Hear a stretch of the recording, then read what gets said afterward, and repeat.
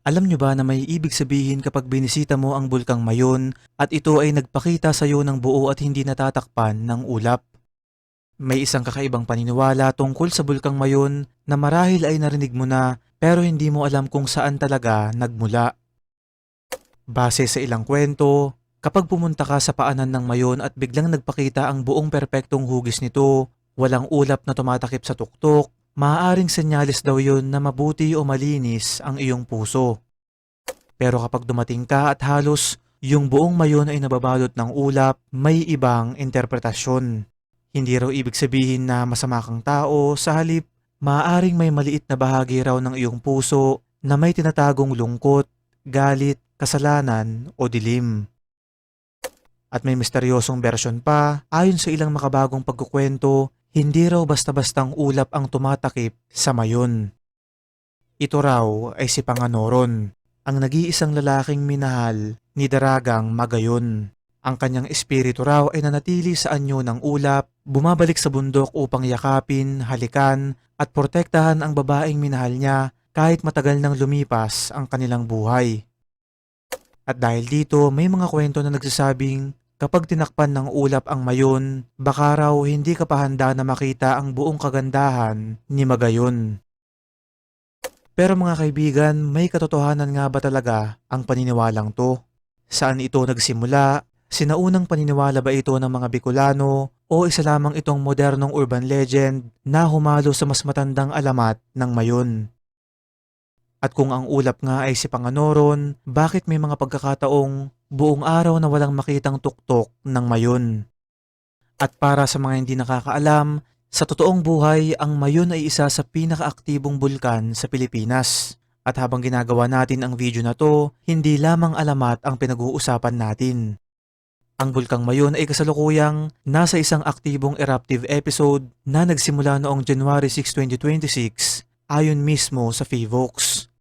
Noong July naman ng 2026, patuloy pa ring naiulat ang lava effusion at iba pang volcanic activity at nananatili itong nasa alert level 3 sa mga pinakahuling PHIVOLCS information na available online.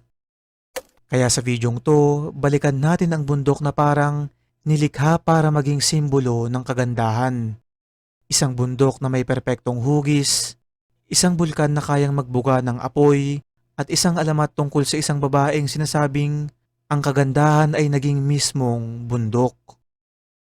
At ito ay walang iba kundi ang hiwaga ng Daragang Magayon at ng Bulkang Mayon. Kung unang beses mong nakita ang Mayon sa isang malinaw na araw, madaling maintindihan kung bakit napakaraming alamat ang nabuo patungkol dito. Halos perpekto ang cone nito, parang iginuhit gamit ang isang malaking kompas, at dahil napakaganda ng hugis, maraming tao ang nagtataka kung paano nagawa ng kalikasan ng isang bundok na ganito kasimetriya. Matatagpuan ang Bulkang Mayon sa Albay, Bicol Region sa Luzon. Nakatayo ito sa isang lugar na matagal nang may malalim na relasyon sa bulkan. Hindi lamang ito tanawin, hindi lamang tourist attraction. Para sa maraming komunidad sa paligid nito, bahagi ito ng pang-araw-araw na buhay. Nakikita ito mula sa mga bayan, sa bukirin, sa kalsada, at kapag maliwanag ang panahon, tila imposible itong hindi mapansin. Pero tila may kakaiba sa relasyon ng mga tao sa bundok. Kapag malinaw ang Mayon, hinahangaan ito. Kapag natatakpan ng ulap, hinihintay itong lumitaw. Kapag nagbuga ito ng lava, kinatatakutan. At kapag umuulan sa paligid nito, may mga kwentong nag-uugnay sa isang lalaking matagal nang namayapa. At dito nagsisimulang magsama ang siyensya at alamat. May isang bersyon ng makabagong folklore na kumakalat tungkol sa Bulkang Mayon. Sinasabi na kapag bumisita ka dun sa lugar at nakita mo ang buong bundok nang walang anumang ulap na humaharang, maaaring senyalis yun na meron kang malinis na puso. Parang tinatanggap ka ng bundok. Parang pinayagan kang makita ang buong kagandahan nito. Samantala kapag dumating ka at ang tuktok ay agad na nabalot ng makapal na ulap, maaaring sabihin ng matatanda o ng mga lokal na kwento na meron kang kaunting dilim o lungkot sa puso. Pero mga kaibigan, mahalagang linawin natin ang isang bagay. Hindi ito sukatan ng kabutihan ng isang tao at walang malinaw na maaasahang makasaysayang dokumento na nagpapatunay na ito nga ay isang sinaunang opisyal o tunay na paniniwala ng lahat ng Bicolano. Sa mga dokumentadong bersyon ng alamat ng Mayon na makikita sa mga artikulo, cultural retellings at folklore collections, ang mas matibay at paulit-ulit na motif ay tungkol sa daragang magayon, panganoron o ulap, pagtuga o patuga, pag-ibig, kamatayan, bundok, ulap at ulan. Kaya posible na ang pure heart interpretation ay isang mas bagong folk interpretation na idinagdag sa mas matandang alamat. At dito nagiging mas mahiwaga ang kwento dahil ang mga alamat ay hindi laging nananatiling pareho. Habang ipinapasa mula sa mga lolo at lola papunta sa mga apo, mula sa kwento papunta sa mga libro, mula sa libro papunta sa telebisyon, at mula sa telebisyon papunta sa social media, nagbabago ang ilang detalye.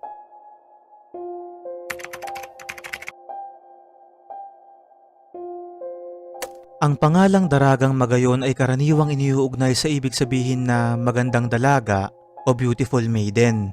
At sa pinakakilalang bersyon ng alamat, hindi siya ordinaryong babae. Siya ang nag-iisang anak ni Dato Makusog, ang pinuno ng Rawis. Sa ilang bersyon, ang kanyang ina ay si Dawani na namatay matapos siyang ipanganak. Lumaki si Magayon na kilala sa kanyang pambihirang kagandahan. Dahil dito, maraming lalaki mula sa iba't ibang lugar ang gustong mapangasawa siya. May mga mayaman, makapangyarihan, mandirigma, may mga pinunong handang magbigay ng kayamanan, pero hindi sapat para kay Magayon ang kayamanan. Hindi sapat ang kapangyarihan, bagkus ang gusto niya ay tunay na pag-ibig. At dito, papasok ang unang lalaking magiging sanhi ng trahedya, si Pagtuga. Sa ilang bersyon, tinatawag rin siyang Patuga o Paratuga at sa simbolikong pagbasa ng kwento, ang pangalan niya ay iniuugnay sa eruption. Si Pagtuga ay isang makapangyarihang pinuno at napakahusay na mangangaso. Gusto niyang mapasakan niya si Magayon, binibigyan niya ito ng mga regalo, ginto, perlas, diamante, pero hindi niya pa rin makuha ang puso ng dalaga.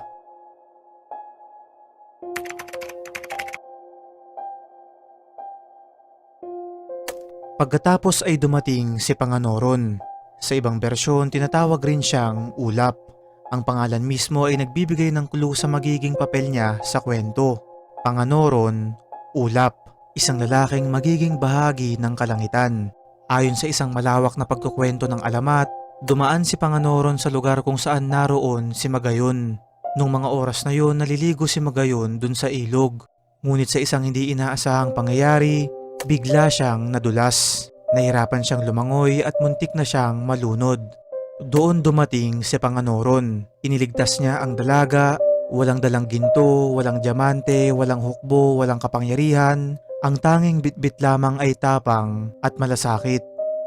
At mula roon, nagsimula na ang kanilang pag-iibigan. Sa ilang bersyon, nagmula si Panganoron sa isang malayong lugar at naging kakaiba ang kanilang relasyon dahil hindi sila mula sa isang grupo o tribo. Ngunit sa kabila nito, minahal pa rin nila ang isa't isa. Humingi si Panganoron ng pahintulot sa tatay ni Magayon at pumayag naman ang kanyang ama. Sa wakas, tila magtatapos ito sa isang kasal. Pero hindi pa tapos ang kwento. Dahil narinig ni Pagtuga ang balita, nalaman niyang ikakasal si Magayon sa ibang lalaki, nagbago ang kanyang naramdaman. Ang pag-ibig ay naging galit. Isang galit na kung tutuusin ay humantong na sa obsession. At di kalaunan, yung obsession na yun ay naging karahasan.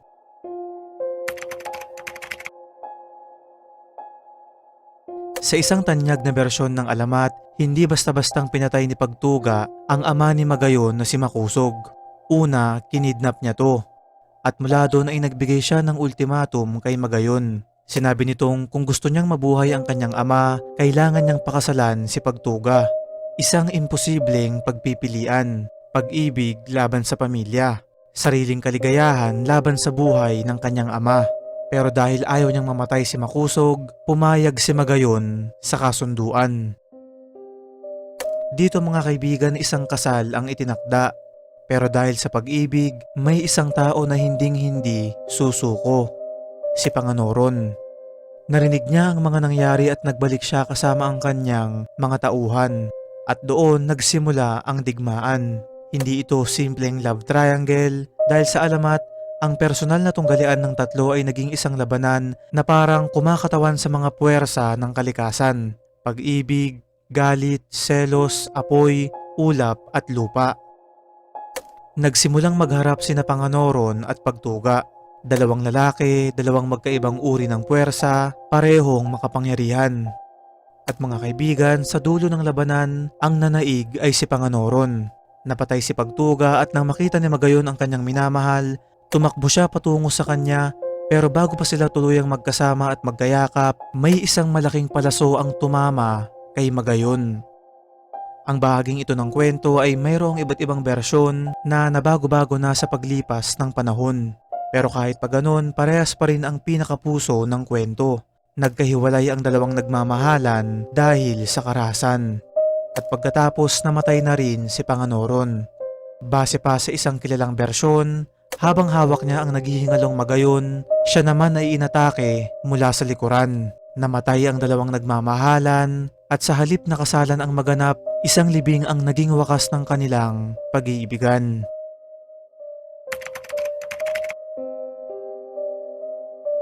Hindi kayang tanggapin ni Makusog ang sinapit ng kanyang anak, kaya ayon sa alamat, ipinaglibing niya sina Magayon at Panganoron ng magkasama. Hindi pinaghiwalay ang dalawang nagmamahalan. At pagkatapos, may kakaiba raw na nangyari. Ang kanilang libingan ay nagsimulang umangat. Unti-unti, araw-araw, parang may puwersang nagtutulak mula sa ilalim ng lupa. Lumalaki ang mound, tumataas, hanggang sa isang araw ay bigla na lamang itong naging isang malaking bundok. At sa paglipas ng panahon, naging isang napakalaking bulkan. Ang bundok na ito ay tinawag na Magayon at kalaunan ang pangalang Magayon ay naging Mayon. Ito ang isa sa mga pinakasikat na paliwanag ng alamat kung bakit ganito ang pangalan ng bundok. Hindi ito geological explanation, ito ay isang alamat, isang poetic explanation kung paano naging bundok ang isang trahedya. At dito nagsisimula ang pinakamagandang bahagi ng kwento dahil ayon sa alamat, hindi raw tuluyang nawala si Panganoron.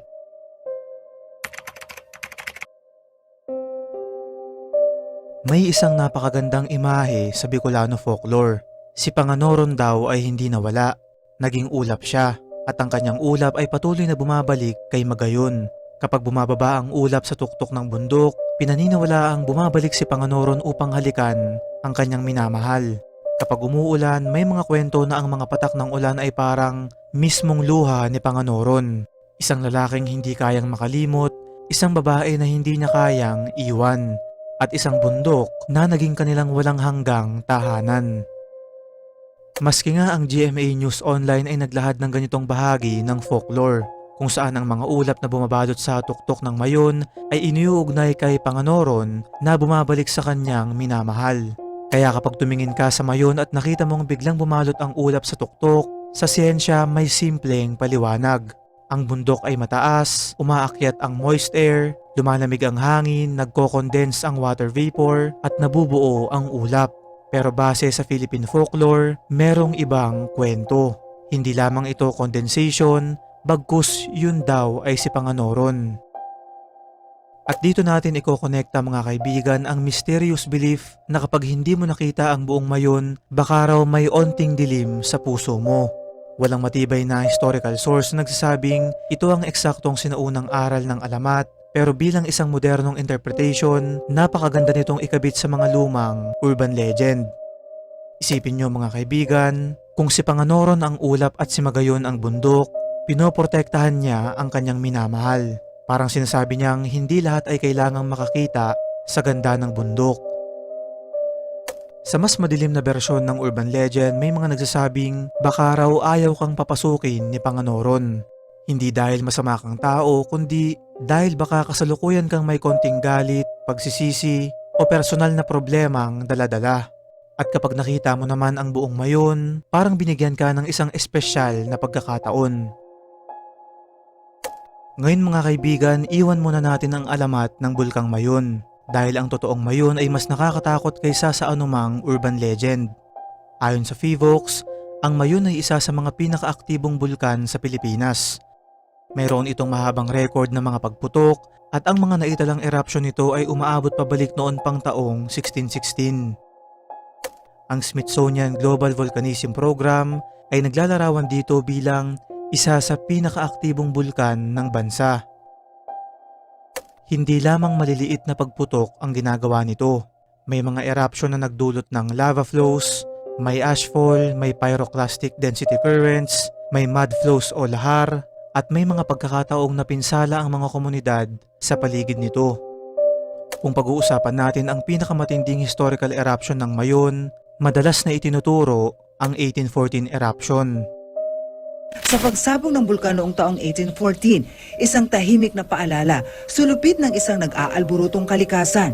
Ang pagsabog na ito ng bulkan, kumitil sa buhay ng nasa 1,200 tao. Ito na ang itinuturing na pinakamapaminsala sa 51 beses na mga naitalang pagsabog nito sa loob ng nasa 400 taon. Noong February 1, 1814, naganap ang isang napakalakas na pagputok na sumira sa ilang pamayanan at pumaslang ng mahigit 1,200 katao. Isipin nyo mga kaibigan, mahigit 1,000 buhay sa isang bundok na ngayon ay tinitignan natin bilang magandang tourist attraction. Isa sa pinakakilalang simbolo ng 1814 eruption ay ang nangyari sa Kagsawa. Ang dating simbahan ay natabunan ng volcanic material at ang kampanaryo nito ang naging isa sa pinakasikat na historical reminders ng kapangyarihan ng Bulkang Mayon. Kaya sa isang banda, ang Mayon ay simbolo ng kagandahan. Sa kabilang banda, simbolo rin ito ng pagkawasak. At kakaiba dahil eksaktong pareho ang dalawang katangiang ito sa tinalakay nating alamat kanina patungkol kay Daragang Magayon. Maganda siya, pero nauwi sa trahedya ang kanyang kwento. Maganda ang bundok, ngunit kaya nitong pumatay. May isa pang mas madilim na bahagi ng folklore. Sa ilang lokal na kwento, ang eruption ay hindi lamang simpleng natural event. Ito raw ay kaguluhan sa loob ng libingan ni Magayon. Ayon pa nga sa isang GMA News Online report tungkol sa folklore ng Mayon, may kwento na ang espiritu ni Paratuga ay patuloy naghahangad na mabawi ang mga kayamanang ibinigay niya kay Magayon. Kapag nag-e-erupt ang Mayon, ang mga bato at volcanic materials ay maaaring simbolikong ituring ng mga alahas at kayamanang bumabalik mula sa lupa.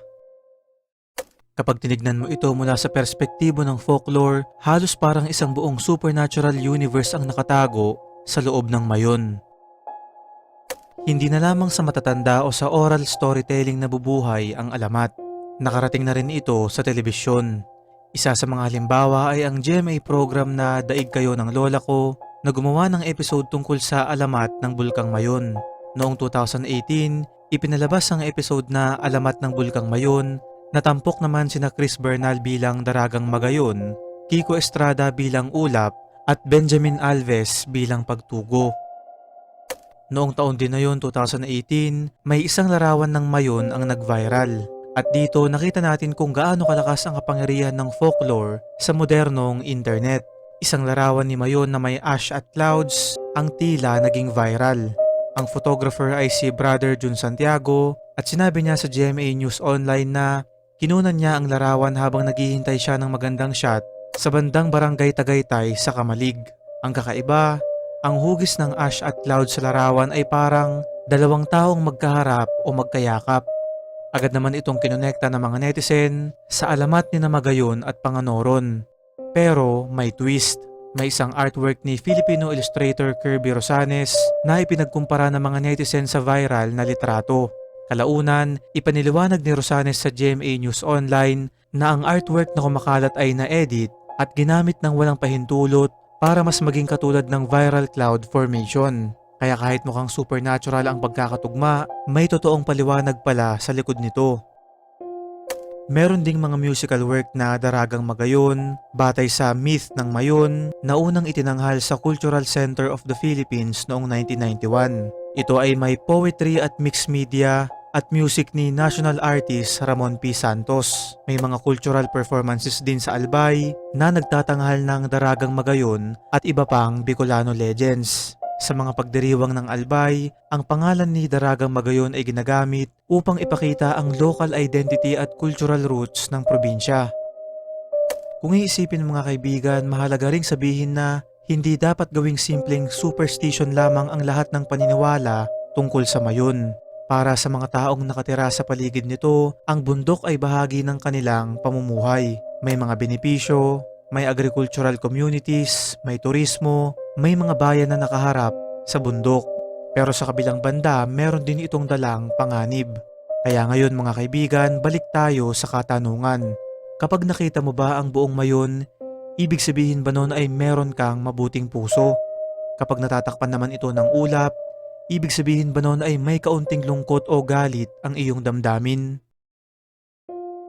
Kung nagustuhan mo ang ganitong klaseng mga misteryo, alamat, urban legends, at mga kwentong Pilipino na may halong history, folklore at conspiracy theories, huwag kalimutang mag-subscribe, mag-like, at i-ring mo na rin ang notification bell para updated ka lagi sa ating mga uploads. Kung merong Philippine urban legend na gusto nyong pag-usapan natin sa susunod, kagaya na lamang ng tinalakay natin ngayon na The Legend of Mayon, ibahagi ito sa comment section para maisama natin sa listahan.